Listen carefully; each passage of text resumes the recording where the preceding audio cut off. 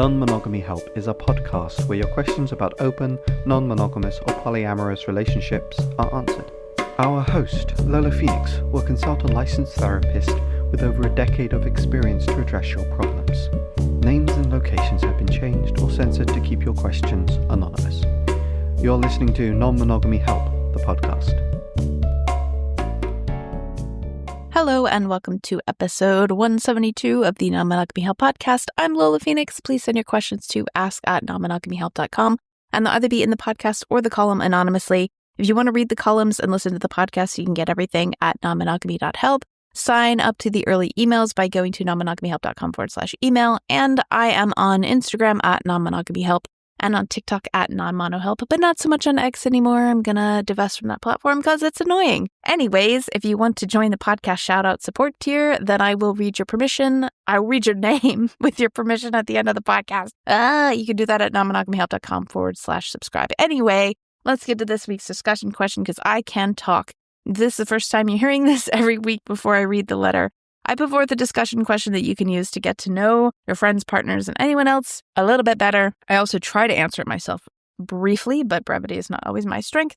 So this week's discussion question is a Otter Being Polyamory conversation card question, which is a cool little nifty card set where, their questions are about polyamory, so they're more applicable than just general discussion questions. This week's discussion question is, what sexual activities would you prefer your partner to explore with someone else than you? Okay, without getting too much into my personal life, because I don't really necessarily want to broadcast on the internet what my interests are and are not. I would personally say that there are definitely things that I have no interest in trying or doing at all for trauma-related reasons or just generally not interested. So those things are things that a partner can explore with someone else. And I would actively encourage that because if it was something that I just can't do, then they would definitely have to do those with someone else because I just can't do them. And I'd want them to as long as everyone's consenting and, everyone's fine and there's not any harm going on, then I'm absolutely fine with them doing them with other people. But I would prefer not to go through them live on air with everyone watching or listening rather, just because, some privacy is nice to have. So and I think that's a good discussion to have with your partners because, there are things that you may not have any interest in doing, and that's okay. You don't have to push yourself, and that's kind of one of the benefits of being in open or non-monogamous relationships. So the question is, what sexual activities would you prefer your partner to explore, partner or partners, to explore with someone else than you? Let's get to this week's question. I'm writing because my therapist, friends, and myself have generally fallen short here, and I'm not sure what the right thing to do is. My boyfriend, M, is married to E. M is 12 years older than me. E is near double my age. It was me who originally asked about polyamory, and it was me that suggested we give it a try. Now, M and I caught on quickly, and E has always had some pause about the whole thing. E has done things like ignore me when I speak directly to him via text, and in person, mock me after I express a feeling. And I refused to actively get to know me better. Refusing to grab coffee or whatever was one thing, but when the three of us did have a therapy appointment together, in which I told him it is not within my values to do what I can to help him to feel loved, respected, and celebrated. He then told me it was a demand to get closer, and I told him I meant it to be a very positive thing and not some ultimatum. M agreed that E's interpretation had merit, but I remained to believe that prevailing interpretation of what I meant should go to me, and that I was trying to ask how E could feel honored and respected. Fast forward about a month, it's M's birthday, and E tells M a few days ahead of schedule that E is going camping with his father, and his father will be there at night to pick E up. The trip is to last 5 days, eclipsing M's birthday. M is extremely upset. I've never seen him that upset. M and I generally agreed that E's description of events didn't make sense, that E knew about the trip well in advance and tried to make the fault his father's advanced age and inability to recall dates or communicate with complex details at hand, as memory symptoms have begun to take shape. E originally described it as a day or so ahead of the trip he knew. M's mom and I all agreed that it was too complex of a camping trip to be thrown together last minute. This thing was catered and involved rafting from campsite to campsite. This required multiple reservations, and it just made no sense at all that E only had a few days of advance warning. Fast forward, they've both been talking about it, and M has generally asked me to keep out of it. I respected that, and I was mindful that M was deeply upset. I asked M what the latest resolution was, and M told me that E had only a few weeks' notice about the trip and that it had been deeply important to him. I think it was at least 9 months that E had warming up to the camping trip. I think E put off telling M about it and then tried making it about his father's going memory, a symptom I think was exaggerated to take away M's permission to hold E accountable. My question is pretty difficult for me to discuss with them, either one M or E. If I see their current situation is saturated with dysfunction, if I don't believe honesty has a safe home in their house, should I just walk away, or what kinds of boundaries should I be placing if I stay with M? This is a closed, hinge relationship. E is allowed to play with anyone else he wants, but M and I have a closed agreement that works for us.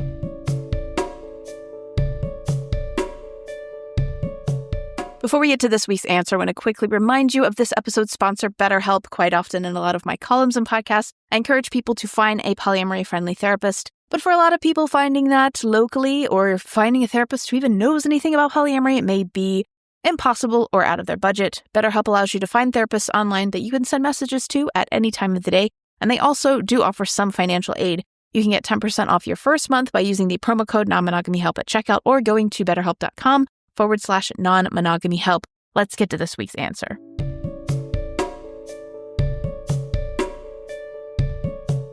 I'm going to say this as gently as possible because I understand that this is a tricky situation and that you probably and seem like you want a kitchen table style situation, which is not bad and it's not the wrong thing to want. However, I think you are entirely too involved in what is going on in between M and E. And while I do not condone at all E mocking you, E is not required to form any kind of relationship with you. And quite often, especially if the suggestion of polyamory came from you, M decided to open up their relationship and you have no idea what kind of situation went on between the two of them. I mean, you may do, you may not do, but we don't know that. And E's already feeling super reluctant about polyamory. And then on top of that, feels like his arm is being twisted into being close with you or being friends with you when he might resent this entire thing altogether is really super unfair to E, actually. I don't know if M and E have actually discussed what opening their relationship means to them. Has E agreed to a kitchen table style setup? Like I said, I don't condone E mocking you. However, I know that when I've been put in situations where I felt like I had to befriend my metamor and we had nothing in common and it was just an awkward situation, I have basically, with a lack of ability to describe it in any other way, been a massive bitch. Like, I have said mean things that I regret and wish I hadn't said purely because the pressure of the situation was so great and I resented it so much because I don't like being forced to be friends in other situations. I don't like being forced to be friends with my coworkers if I'm not friends with them. I don't like to be forced to be in a relationship with anybody by circumstance. I deeply resent that kind of thing. And when I'm forced to be in positions where I have to pretend like I'm okay with shit that I'm not okay with, or that I have to befriend people that I just genuinely don't get along with. And it's not anything that they've done. It's not that they, my metamors in those situations were actively harmful or even bad people. It's just being forced into a situation where you have to be friends with somebody creates resentment. I mean, think about it. If you were in a monogamous relationship and your partner was like, this person is my best friend, and it is very important that they are also your best friend, and that you get along and you like each other, that would be intense. We would not see that as normal behavior or behavior that we would understand, right? Like, yeah, it's great if you get along with your partner's friends. It's great if your partner's friends like you. But we in no way in monogamy have this expectation that you will be best friends or even close to your partner's friends. So why is it in polyamory? Like the expectation that E ought to be close to you and meet up with you and they don't have to do anything. He doesn't have to do anything. He doesn't have to go to coffee with you. He doesn't have to get along with you. Would it be great? Yeah, it would be great. It would be great. But it doesn't have to happen. And forcing the situation, like E is telling you, and telling M as well, that he feels forced in that situation. And you're going, but I intend it to be good. And you're ignoring the fact that E is telling you that it doesn't feel good. Think about this in any other context, mate. Like I totally understand where you're coming from. And I totally understand why you would want to have a good relationship with E and why that is important to you. But really think about it in any other context. If E is saying, I don't want to have this friendship with you, and you're going, but I intend for it to be good, and therefore my attempts to connect with you and my attempts to find out what would make you feel loved, and maybe E doesn't want to feel loved and respected by you. Maybe E doesn't care, and it's not a personal thing. It's just that being forced to be in a friendship with you is not something E has the emotional capacity to do or want to do right now, especially if E didn't really know about this open relationship stuff and then basically felt like their only other option was to agree to it so that they didn't lose M. And now not only are they having to deal with all of that, and I'm sure that most likely the case that E and M did not discuss what happens to their relationship. Like E used to be in a monogamous relationship with M. E had all of M's time, and now all of a sudden E gets less of M's time, and now E has to also be friends with you. It's a lot. It's a lot to put on E's plate. Like I know that you want to be, like, I don't think you're coming at it from a bad place, and I don't think you're trying to come at it from a bad place, but that's the first thing that needs to stop here, in my opinion. I think, like, I've been in situations where I have felt like metamors who really wanted to be friends with me. And that had nothing to do with me, actually. They wanted to be friends with me so that they could feel less anxious. Is your desire to be friends with E out of a genuine desire to get to know E? Or does it just make you feel better because it makes you feel safer, which is not E's responsibility to do? It's not E's responsibility to make you feel safe about their relationship. E and M's relationship is technically none of your business. They don't have to prove that they're super stable to make you feel better. It shouldn't have anything to do with your relationship with M, with all due respect. So please just let E be E and stop being involved. Like, clearly E does not want a kitchen table style relationship. Clearly E does not want to be your friend. And it's not a personal thing. It doesn't have to be personal. But the more that E feels strong-armed into that situation, I'm not really surprised if E ends up being a little bit bitchy, because that's what happened to me. I do think E should apologize to you for being mocking or being bitchy, but I think let's prioritize right now making the situation a little bit easier and just letting E be E. Stop trying to be friends. Just let it go. It's not in the cards right now. Maybe it will be later on down the future. Who knows? But for right now, it's not in the cards. Leave E alone and let E be E and just stop trying to make that work, because that's not helping the situation, in my opinion. Second thing, whatever's going on, M needs to stop telling you what's going on between M and E if M wants you to stay out of it, because that's not really fair, all right? Like, you want to know what's going down because you care about M. M seems sad. You want to be there for M. So naturally, you're going to be like, hey, what's going on? I want to know, I'm curious. We're all curious human beings.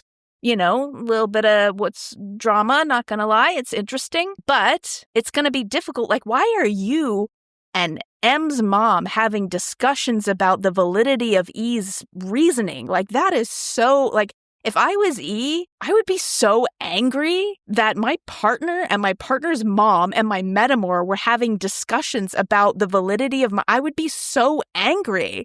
Like, that would be such a violation. I would feel like a violation of my privacy. I would be so mad if that happened. And yeah, maybe E's full of shit. Maybe E's totally making it up. This was planned a long time ago. And maybe E didn't want to tell M because E didn't want to have to deal with the drama and blah, blah, blah, blah. But it's none of your business. All due respect. Like, I really am not trying to say that with any form of disrespect. What goes on between M and E is not your responsibility to facilitate, and it's not M's mom's responsibility either. Y'all need to, I'm trying not to be disrespectful. I'm trying so hard. But please, y'all gotta step back. If M can't manage, M needs to find a therapist to talk to about this stuff. M needs to stop giving you details, especially if M doesn't want you to be involved. Like, M can say, oh, I'm having, this little thing with E. We're having a little bit of a disagreement. I'm a little upset with it. I'd like to be cheered up. That's fine. But all these details, all of half of this letter is shit that you do not need to know. How can you reasonably help in that situation with all this information? You're a biased party. M needs to find a therapist to discuss this stuff with, and you need to let M manage his own relationships and deal with that. And that is, if any boundaries, by the way, just to clarify the difference between a boundary and a rule. And I'm not being pedantic. I just want to be clear, because a rule is something like, I don't like drinking and I don't like drunk people, so you're not allowed to get drunk and come home drunk. That's a rule. A boundary is, if you come home drunk, I'm going to go in a different room. We're not going to sleep in the same room. Like, that's a boundary. A boundary within it is about facilitating a relationship. You can't dictate to your partner whether or not they come home drunk. Really, you can't, because they're a grown-ass adult human. It's their body. They do what they want with it. You can eventually decide that this isn't the kind of relationship you want to be in, 100%. But you can't, I guess if you agree to something together, if a person, you're like, oh, I'm not comfortable with being around drunk people, and your partner goes, okay, well, I will keep that in mind, and we will agree that, like, I will avoid coming home drunk. Like, you can do that. That's fine. But you can't dictate to other people what they can do, but you can set boundaries so that you don't have to break up, and you can say, hey, look, I want to stay with you, but I can be around drunk people. I don't like it. So if you come home drunk, this is what I'm going to do. So a boundary within it contains what you do in response to a situation that you don't want to be involved in, right? So what you can do going forward, I really, really want to stress, like, I don't think you're the bad guy, and I don't think that you're trying to be too involved. I really don't think that this is your intent. I think you genuinely care. You genuinely want to help. And unfortunately, it's also not M's fault. Like, we kind of are given these cultural scripts with how to deal with relationships. And naturally, and I think it's a great thing, actually, to have problems in your relationship and go to your friends and talk to your friends about them. Like, I'm not one to advocate this idea that everyone's this island and you should just shut up and never talk to anybody about any problems that you have. So it makes total sense that M confides in people about the things going on between M and E. Makes total sense.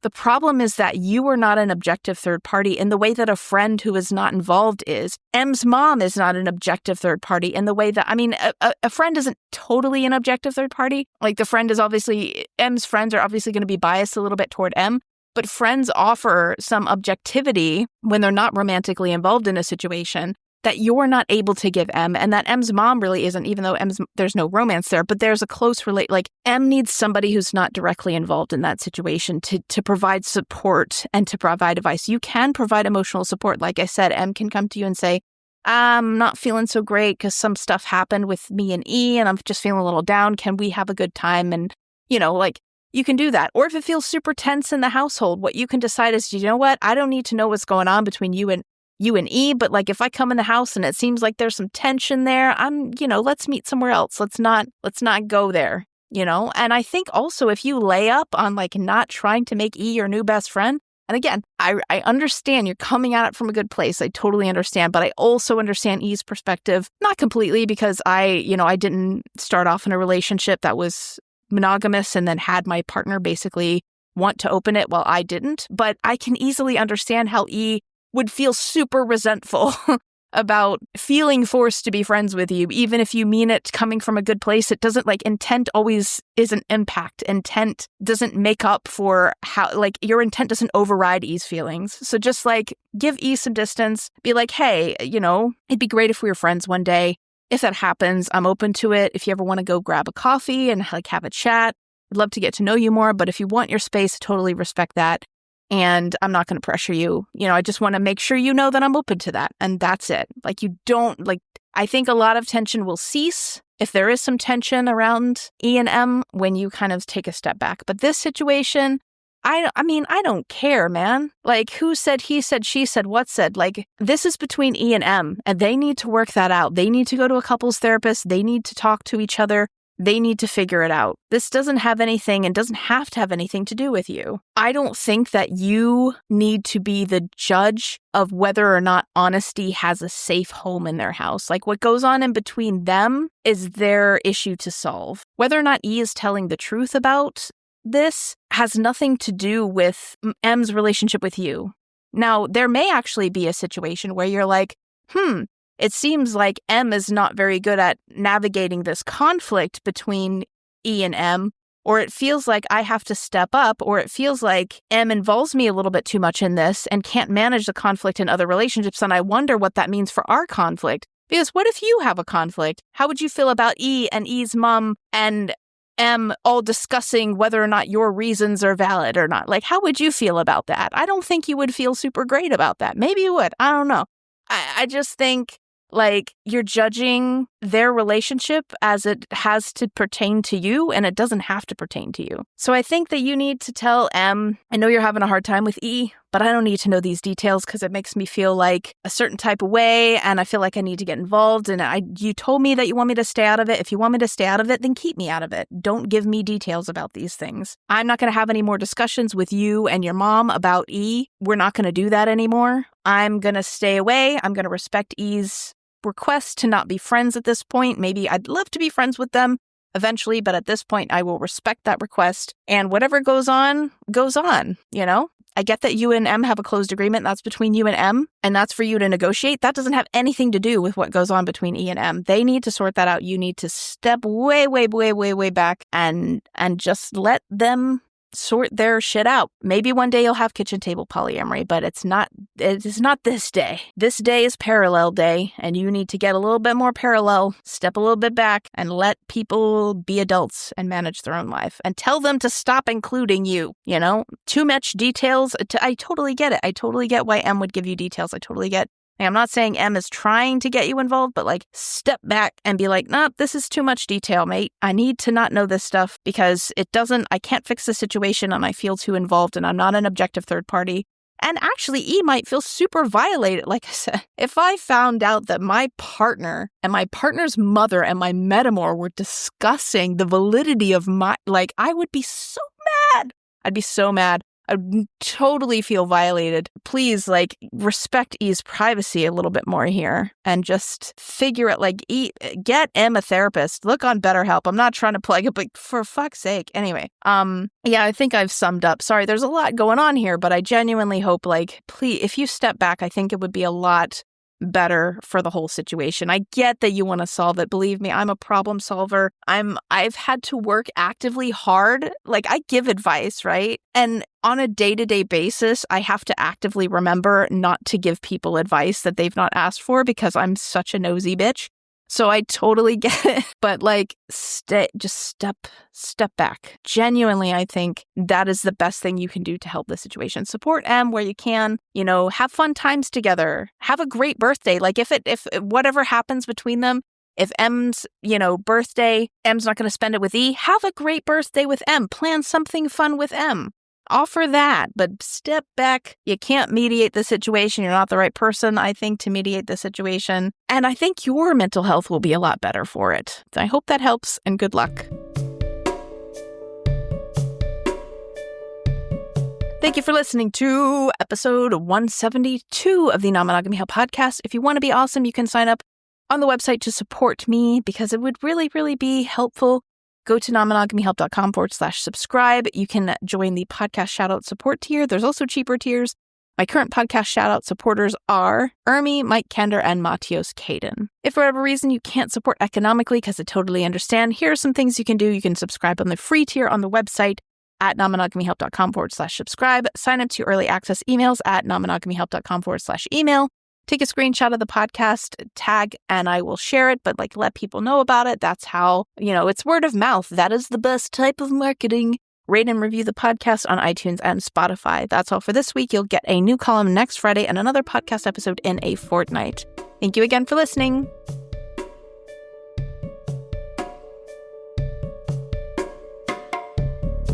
You've been listening to Non-Monogamy Help. The music was done by Chris Albury Jones at albury-jones.com. Thank you for listening.